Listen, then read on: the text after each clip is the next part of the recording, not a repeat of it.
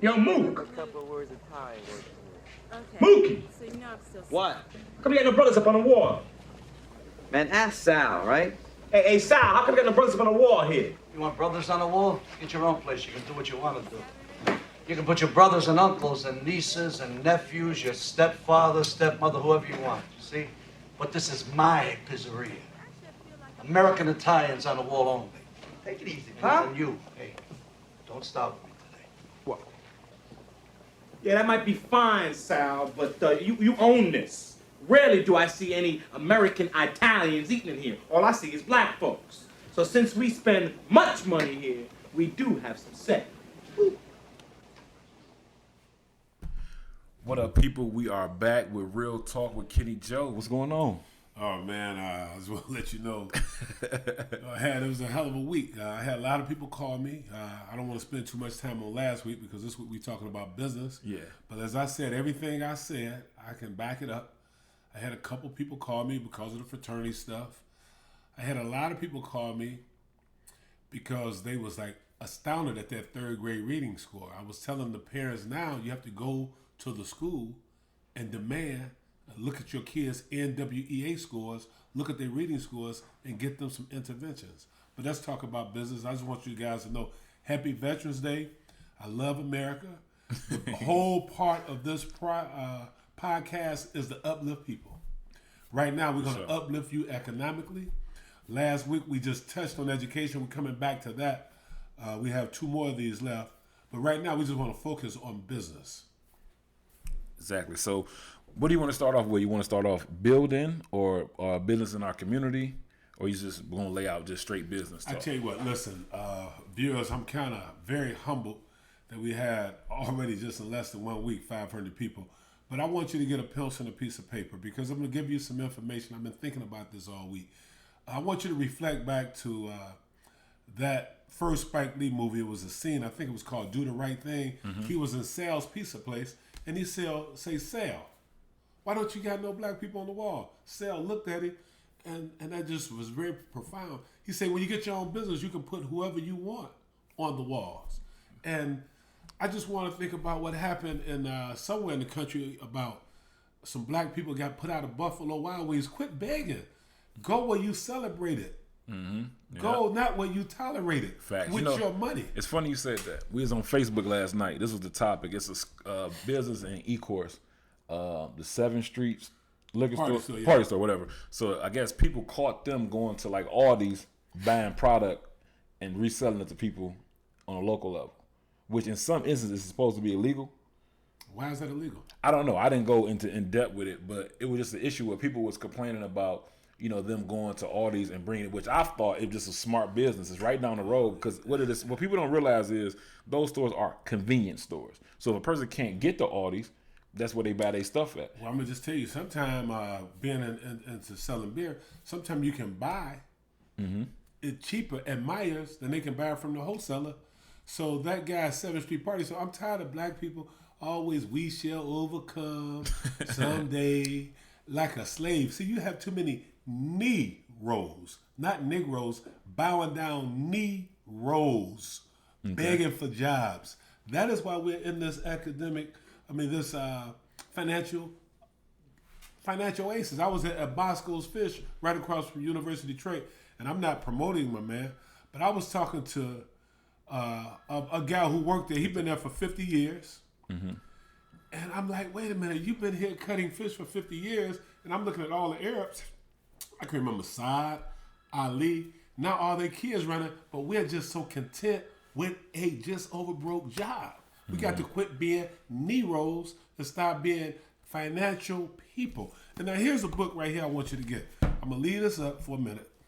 It says, Please Stop Helping Us. How Liberals Make It Harder for Blacks to Succeed by young brother Jason Riley.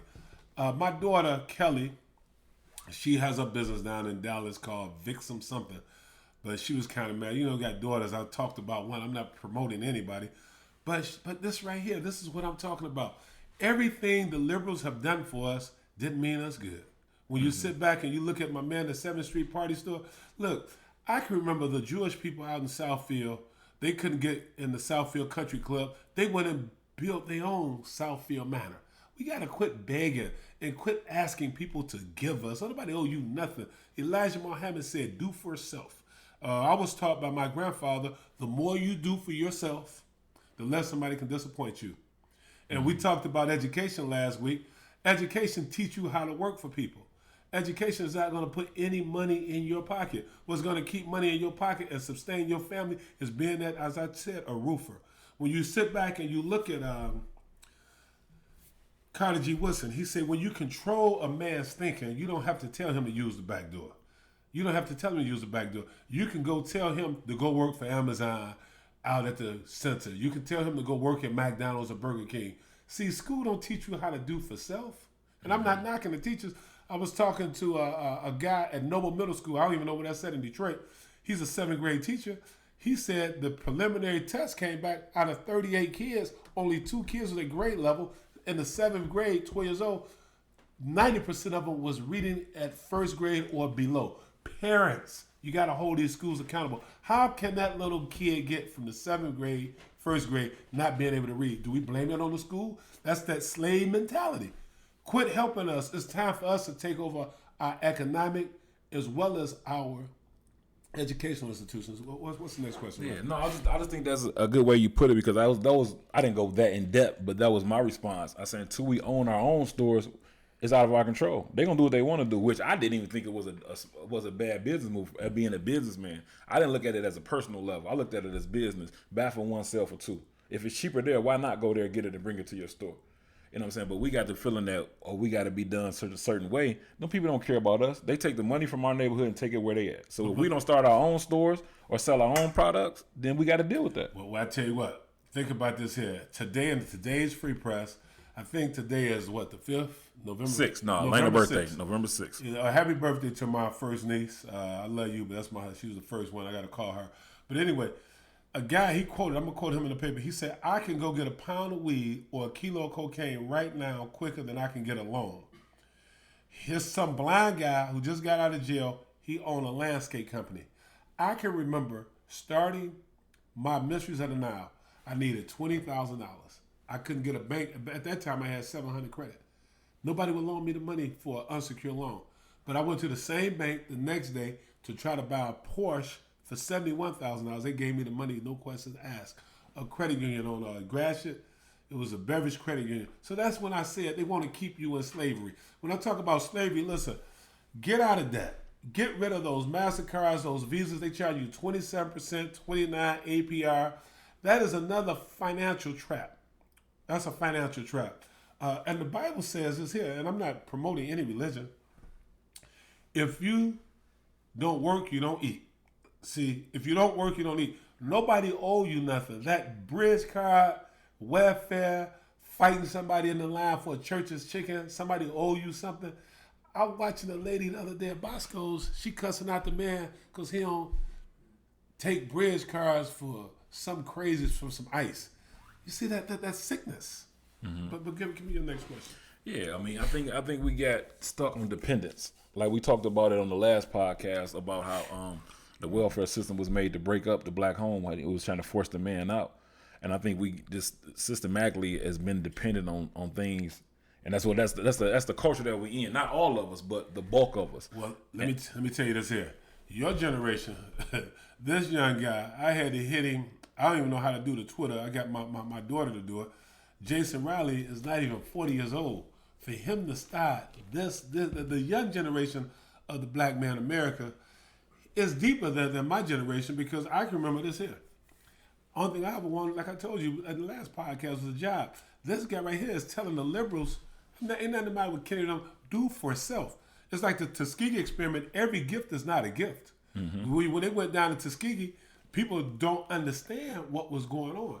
But also when you look at a gift, you're talking about University of Michigan football. They're going to generate over $100 million this year. But then you're looking at these kids, they being taken advantage of.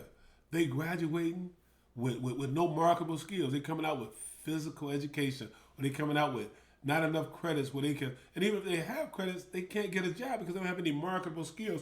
When you look at many former athletes who are homeless, or been in the paper for various things. I'm not, Benny Blaze, 18 babies. Sometimes we got to have some dick control. Scottie Pippen. Men, we have to come in. Antoine Walker, I got to give this brother a lot of respect. He blew $180 million, but he's telling people how you can do that.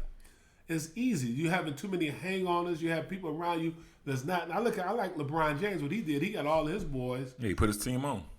Made them go get accounting degrees, made them go get law degrees, and he's controlling his content. You see LeBron, when he had whatever the incident over in China, this guy, he gets $70 million a year from China. His NBA salary is like peanuts. He don't even cash that.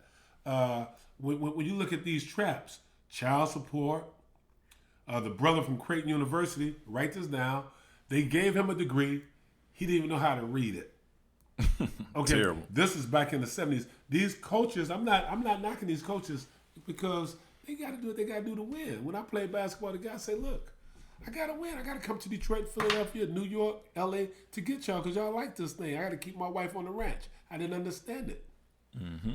Yeah, I mean, it's a business. Like the NCAA is a business. It started off not even incorporated with college. It was like a system to set up to monitor it because of loan sharking and other little illegal activity that was going on. Now they generate so much money, and most kids, let's be honest, most athletes that go to college is not going for a degree. It's a stepping stone to go to play professional. Okay, you played Division I at Hampton. And what was the boy we went to see play for the Lakers that you played with? Devin Green. Whatever his name. Mm-hmm. But I don't know what Devin is doing. But when I sit back and I look at Kareem Abdul-Jabbar, played in the NBA 20 years, he ended up being broke, not because of mismanagement. He had an agent that was stealing his money.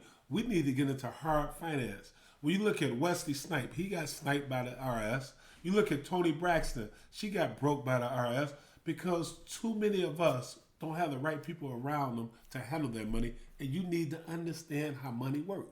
When you talk about generational wealth, since I talked to you last week, I mean, I was down on Gratiot. And here's another book. It's called Message to the Black Man. You don't have no business picking this book up if you ain't ready to get your mind blown. Outside of Proverbs, let me tell you something. This book right here, some of it you may not be able to understand. I probably read this book 50 times in my life. Elijah Muhammad gave, this is the prescription, this is the antidote, this is the crack for Black America. And I'm not knocking my friends because when I sit back and look at Midget Party Store, I look at Motor City Muffler, I look at Lapita, I can remember Ali starting out with a 500-foot store. Now he owns, I think, 20 stores, he told me, 18 gas stations, 4 restaurants. I can remember when they came here with nothing. We've been here forever. We don't sell each other. You go, I don't have any hair, but you go to the wig spots, it's all Asians. Mm-hmm. You can go down Grand River, you can't even get a piece of fish by somebody that look like us. Mm-hmm. You look at that's even in our neighborhood. So my point is, here in Southfield, you got the biggest barbecue joint that's owned by some Chaldeans. It's a sickness. We just want a job. We want a job. And get back to that Spike Lee movie and look at that scene. Look at that scene. I'm not hating on nobody. Look, go get that money. I like wearing my Ferragamo belts. I like all these nice things. But guess what though? When do we make something? My suits are made by a black man. He makes them out of Hong Kong. He comes here. He scares me. I got over 100 suits. All of my shirts. He's been my guy for 30 years. He's getting old. But the dynamic thing, he got his son running the things. I was on Telegraph and Finco. It's called Right Steel. I talked to Rick. Rick father started the trailer business in Highland Park. Now Rick is 74. Now his son and his grandson running it. Let's get back to Better Made. It's generational. You said, you know, in our community, the only thing we got generational is going to church. And I want to just talk about, I don't want to be negative with these preachers, and you can call them if you want to, but I ain't going to call nobody's name out because I'm about uplifting you, not tearing you down. But I was in a church a couple weeks ago. They took 3 collections. Okay. Now, if grandma getting Social Security, she getting $700. She got a fixed income rent spot. The preacher hitting her, that's 12 times a month. Yeah. Okay. And then by me just being outside of, I could just speak for one pastor, and I love the guy. And he's not my pastor, but he's my friend. Marvin Miles, he do look out for the kids. Mm-hmm. Okay, I love Marvin for that right there. When I was a principal, I called him for coats, called him for whatever. For the kids, Johnny on the spot. And what was dynamic about Marvin, he said, don't tell nobody. But when you look at these preachers, they doing nothing major in the neighborhood. One thing they worry about is their birthday celebration. They driving Bentleys, Rolls Royces. Congregation is just walking to church, Ubering to church. The neighborhood, they don't care. And the church is oversaturated. It's oversaturated. It's about 30 churches in a small neighborhood. You ever heard of a numbing? See, religion and drugs numbs the black people. It's like a snake, a sidewinding snake. It keeps you submissive. They tell you these old scriptures, the weak will inherit the earth. It's all right to be poor. No, God who created the whole universe, he wants you to get paid. Listen, I love having, I ain't got my wallet on me. I won't come out the house if I ain't got $500 on my pocket. I don't like being around broke people. I'm allergic to broke people. I'm not talking about broke financially, broke spiritually. Mm-hmm. The reason why you can't go to Grosse Pointe and see billboards on every corner. Mm-hmm. You can't go to West Bloomfield and see churches on every corner. You got all these big, magnificent cathedrals. You got Reverend Van on 6 Mile and Woodward, Wendell Anthony. You got these churches, but you see the Jewish people. I've seen 4 synagogues in one building because they work together. It's called cooperative economics. And to get back to this money thing, the Jewish money circulates 14 times before 13, 14 revolutions. In our community, when we get it, it goes straight to the people who you talking about. Don't let me in Buffalo Wild Wings. And Buffalo Wild Wings, all you black people who keep going there, you should go and get your own chicken joints. I remember we had the Jean Shrimp Hut. Go get your own bar that make your own chicken. And quit going asking people, we shall overcome, let us in. They don't want you there. Yeah, I never understood that. Even when they was going through desegregation, I would never want to go eat somewhere they didn't want me there.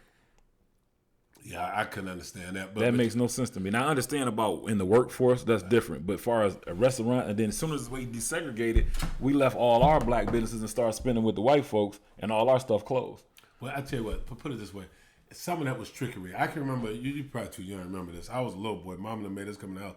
I can remember before the riot, we had Billy's Clothes. We had Better World Hotel. We had businesses all Hastings Street. You got to realize some of this urban renewal was to get rid of some of these. That's why that's all we have is funeral homes and hair spots. They can't do that. They haven't mastered that. But if you go back and look at, we want to sit at the Woodworth counter. We want to go to Sanders Bakery, Sanders Candy. That's a sickness. Mm-hmm. I told you, look, I ain't saying all of you. Most of you are sick. We just sitting back. When we came up here, Jacob Lawrence, write this down, Jacob Lawrence, the migration series, look at those pictures and understand what was going on. When your great-granddaddy, my great-granddaddy, they left the South to come up here to Milwaukee to get these plantation jobs. Then what happened when they had Kingdom, all the successful people moved to Southfield, West Bloomfield, and you left the hood. So now you got ignorance breeding quicker than logic. And then I want to talk about this right here. You talking about in that family wealth. My mother's social worker, my brother's social worker. You can't leave nobody a job when you transition like the guy at Right Steel, the guy at Bosco's Fish. I'm looking at 4 generations of people running this stuff. Yeah, we got some funeral homes. These churches and liquor stores, we let that foolishness come in our neighborhood. See, certain communities is not going to let a weed store come to their neighborhood, but we'll let a weed store come to our neighborhood. Certain neighborhoods are not going to let you litter the streets. We can't keep blaming Mr. Charlie. We need to look out for ourselves. Last I looked, the guy in Grosse Pointe ain't coming down on Grand River in Southfield at Popeyes fighting another black man for a chicken sandwich. Yeah, it's terrible. It's definitely terrible. It's a mistake, but what's the solution? Because we can talk about the problem, but if we don't put a solution out. I tell you though, and the solution is what you're doing right here with your network. I give you a lot of respect. That's why I committed to come here for the next 2 weeks. The solution is get and own ourselves. Quit begging for jobs. Look at what Jimmy Paplis and Ted Gazzeros did down in Trappers Alley. Look what Mike Illich did. It was a 25-year plan. They brought all that place around Little Caesars Arena. 25 years ago, they had a strategic plan. You sit back and you look at look at other people around here. Look at Tony Suave with city management. He started with one garbage truck, and he sold his company to Waste Management for $1 billion. How can I say? What's the solution? Yeah, because a lot of the people that you're naming are not people of color. Okay, no. Let me do this here. And my audience, and I'm very humble that you guys listen. Symbolism. Close your eyes. When you think of McDonald's, it's called image. Golden Arch. Coca-Cola, that bottle. Pepsi, the 3. We have to create images. Our kids need to see images. Parents, write this down. It's 3 people, black people, that don't get a lot of respect and never even heard of. The first one is Reginald Lewis. You ever heard of Reginald Lewis? No. I need you to write this down, big fella. Reginald Lewis. I need you to write this. You got to understand the reason why is because it's people like me who know this is not telling you because we're so happy with our job. Reginald Lewis was the first black billionaire, was my mentor, okay, out of Baltimore, Maryland. Okay? He died of a heart attack. The next one, I want you to write this down, is called Robert Hearst. Robert Hearst was the highest ranking black for Ameritech. He died. His son is the bass player. Used to play with the Tonight Show. He's my age. But his daddy took me up under his wing. I would drive him from Troy to the airport on Mondays, because he worked out of Chicago. But these are the images that we need to see. It's another guy, I didn't realize it. I was working for the U.S. Army Corps of Engineers. Write this down. His name is Ed Davis. He was the first black car dealership. And these people was black as me. And it's not about black because I like money, but I'm just saying the image that they show us is the preacher, the teacher, the social worker. We need people to promote. And then another guy, he died young, and I only had a chance to meet him when I was up at Easter. His name was Mike Wilson. He was the first black accountant for Major League Baseball. Now, he was a year younger than me.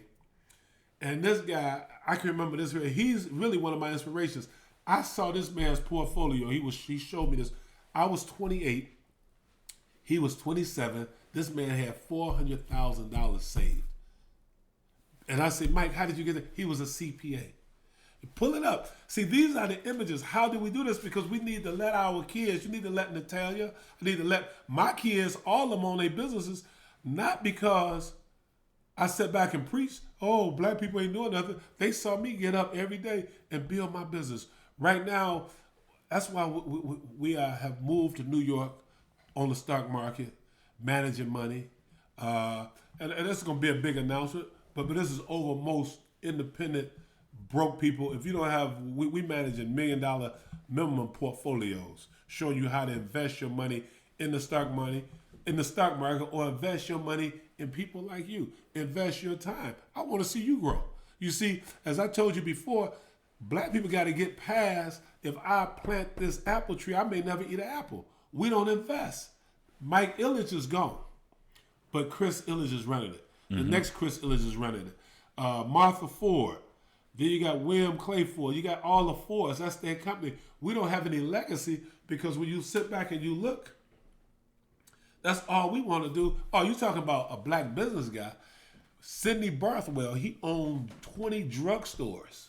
But you got to realize when you bring Amazon, we had black hardware stores. We had Rollins Market. Where I'm from, Southwest Detroit, we had a road called Visca Road. We had McQuarrie Flowers. We had Homespun. We had Miss Betty's on Saliette. We had, now all those stores are owned by the Chaldeans because black people got this arrogance. I'm not going to do that kind of work. Like I told you last week with my buddy with the pallets. You look at the roof guy. You look at the Roto-Rooter guy.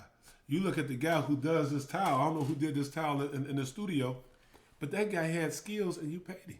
Yeah. So I'm not saying, whoa, it's me. I say, quit helping us. We had it, and we got to talk about, if a guy like you who went to Hampton has never heard about Reginald Lewis, could you imagine what Ray on Linwood or Pookie them who's sitting on Ewald Circle and Davidson, them my guys, I go see them. They've been sitting there. It's almost like this here. We've been conditioned. You know Pablo on the bell. You remember that Pablo with the dog? Mm-hmm. and he started salivating. It's like us here. I can remember being in Gallatin, Tennessee. This guy named Allen. He's an old guy. I met him through his family. He considered my kid's grandfather. Let's leave it at that. We went to his farm. He took me to see 3 mules. I had the young mules. They was just going in a circle, grinding up sugar. The old mule got up every morning, and he was so weak, but he just went in a circle all day. When the sun went back down, he went to sleep. That's where we're at. Some of us are in a coma. You can be up. You're in a coma. Let's get back to the party store, the church. That's a coma. Mm-hmm. See, the 40 ounce it numbs you like lidocaine, like aspirin. It numbs you. Okay, the religion, we shall overcome, amen, oh happy day, ain't nothing about happy being broke. Mm-hmm. But my thing is this, with all that being said, it still needs to be some way to instill it into other people. Because if we not getting taught this, or nobody, if my parents don't know nothing about it and the school not teaching it, then somebody else got to give me this game. Because if I don't got this game, I'm going to follow suit. Everything is systematic. You go to school, you try to go to college, you get a job, maybe at the plant or something else. As we talked about Albert Bandura last week, the social learning cognitive theory, I told you when I came up, only thing I want to do is work at the factory and be a pimp. That's what I saw. But it's a new day. See, I see all the time with the internet, it's called the WW Worldwide. So you can find what you want to. I tell people here, you can put 100 people in a room, the 10 gay people going to find each other. The 10 pimps gonna find each other. The 10 business people gonna find each other. You got to seek and you will find. It says good measure. You got to find it. You got to seek it. You got to want to seek it. But you got to look at the images, see? But the key words you just said, you got to want to seek it. If all I know is this, that's all I'm going to go for. But if somebody not showing me another way. I tell you what, check this out. Everybody ain't got that in them. Well, I tell you what, in the neighborhood, I won't say no names, but our kids, as a principal, former principal, and not just at E-Course, the dope man is really the Pope in the neighborhood. Yeah. Oh, okay. So, but you got to realize that image is manufactured by the CIA. Remember, you cannot grow any opium in Detroit. Smith & Wesson, you saw what happened in Chicago. They brought a gun. They brought 2 semis and left them. I know they did that on purpose. And you wonder why Chicago had 700 homicides a year. So when we're talking about economics, they're not going to show you that image. That's my point. But I'm saying, where do we go to put that image out? Like, this is one vessel. This podcast can actually reach some ears and hopefully open some minds. But in the bigger scheme of things, how do we put that somehow integrate it in the school system or integrate it into the community? Because look at our community. We don't have any youth centers. We don't have nothing else for them kids to do. Okay, excuse me. See, here you go. Listen, I love you. Mm-hmm. But we got to quit looking. It's people like me and you who's going to do this. Because we keep looking for the train from Washington. It's a straw. No. So you misunderstand what I'm saying. Yeah. I'm not saying we're not looking, but if they don't know, somebody got to show them something. Well, then I tell you what, here's how we're going to do it. We call it this way. As a principal, I expose the kids to Carter G. Woodson. We need to teach our kids about Booker T. Washington. And some black people feel bad because they say he was a sellout. But when you look at these Negroes, I'm a Q. That's another psych out. I'm an alpha. We got black people fighting each other for a Greek name that most of them was gay. So when you talk about, if they run around celebrating Q Sci-Fi or whatever they say, and not promoting themselves, it's nothing but a big party. That's all they do. That's all I see. And maybe I missed something else. Maybe I ain't invited to all the parties. But how do our little kids, how do that third grader, we need to get the third graders, we need to sponsor field trips, we need to take these kids down. I get tired of black people saying, well, I'm the first black from Nabisco. I'm the first black from Bounty. You're the first slave. It's called plantation. General Motors call it a what? A plant. And we went from picking cotton to building what? Cars. So our mindsets have to change because we want to get comfortable with that $100,000. I tell people like my man at Bosco, you've been there for 50 years. It's time for you to do for self. But remember, the people told us, Noble Drew Ali, they told us, when you sit back and you look at your true entrepreneurs, Art Van, these guys started out with nothing. And I know you say I'm referencing these Europeans, but Ed Davis, Nathan Kanyes, Dick Harris, but still, when you look at the sickness, it's almost like being a Lions fan. Okay, The guy who keep going to the Lions game, and I love him. I'm a 49er fan, but I love the Lions. But it's a sickness. We have a sickness. We are so busy. We got that crab in the barrel mentality. We hate each other. The Willie Lynch letter, read that. I hate to talk about that. We got so many things going against us. We don't even make our own toilet paper. Right now, I can go get in the backyard and go get a maple tree and get maple syrup. That's what they're doing from up north coming to Eastern Market. Because guess what? We used to be the blacksmiths. We used to be all these people, but we got tricked. Du Bois and that talented 10%, the brown paper bag, they had this thing. We're going to do everything and you guys do nothing. So you talk about these images, they have did everything mechanically to destroy us. I can remember when I told my granddaddy, okay, let me say this here. I can remember when I went to college. I want you to hear this. You're going to think I'm crazy. I told my granddaddy I wanted to go to college. You know what he told me? He looked at me. He would cuss all the time. I thought my middle name was MF. He said, do you really think that cracker going to let you in his company, let you work? He thought that was crazy. Okay, what he was doing, he was running numbers at the factory, cutting trees, and hustling. He was making $100,000. Teachers back then was making $14,000.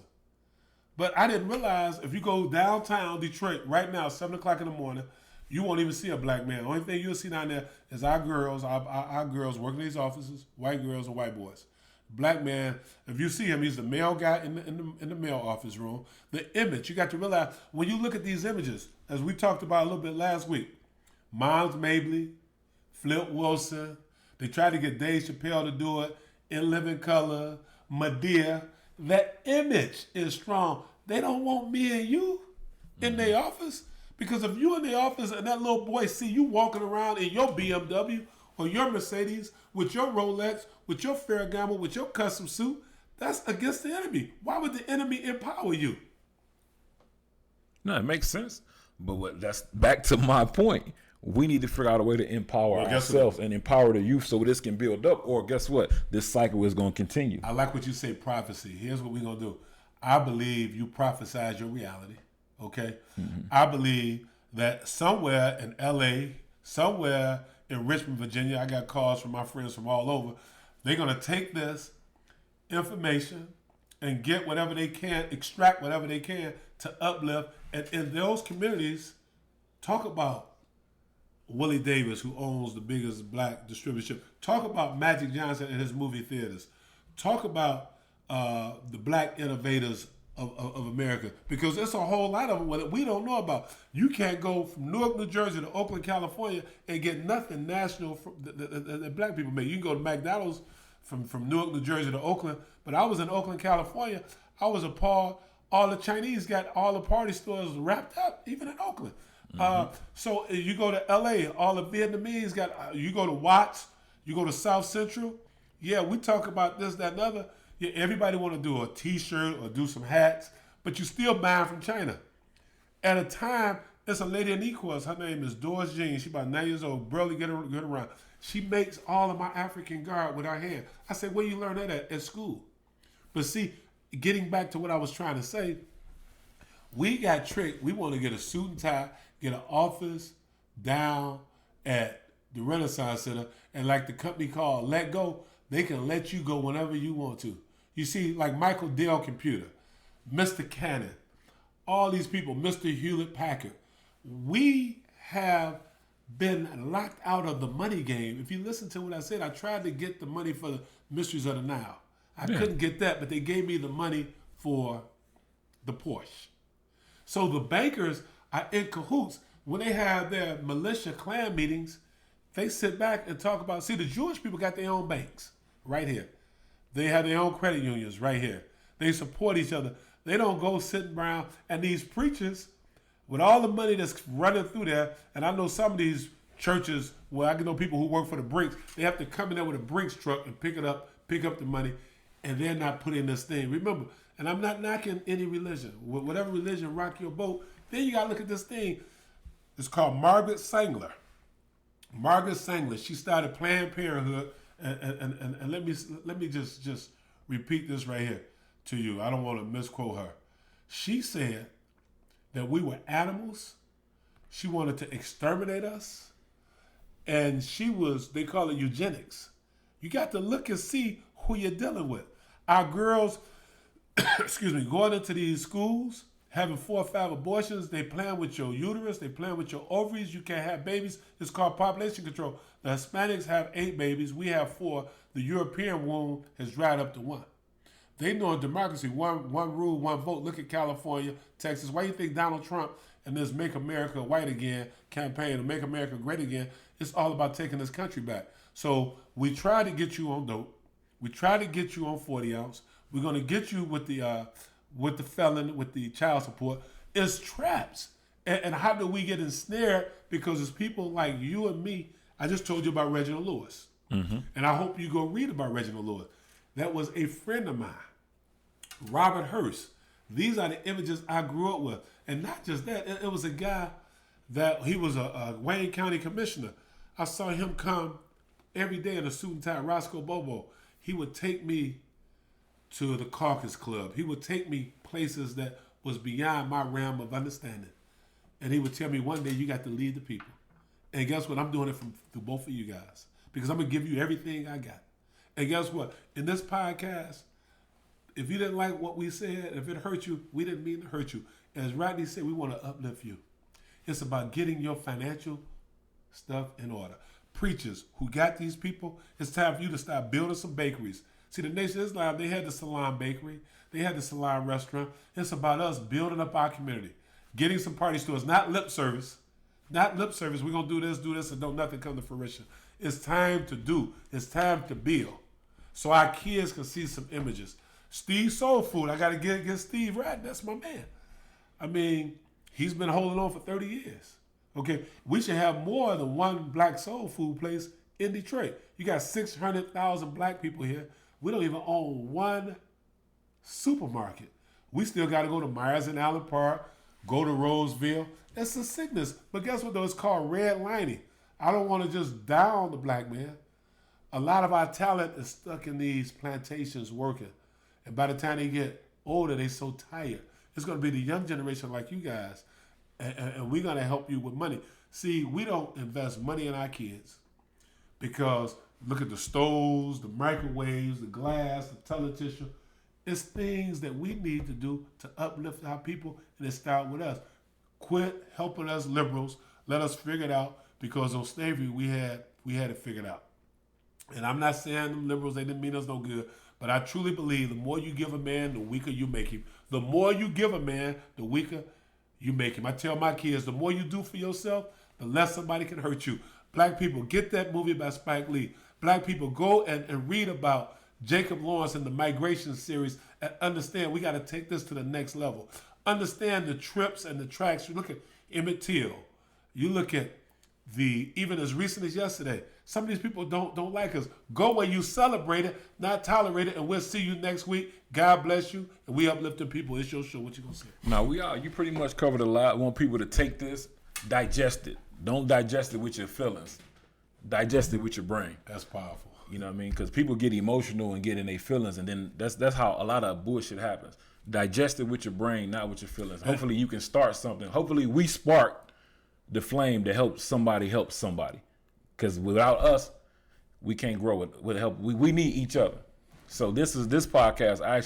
I enjoyed it because there's so much information that you can take from it and build from it and spread it. So make sure y'all, if y'all watch this on YouTube, like, comment, share it. If you watch it on any other podcast platform that we on, make sure you take a listen and subscribe so you can get every episode that we drop. And we'll see y'all next week. Peace.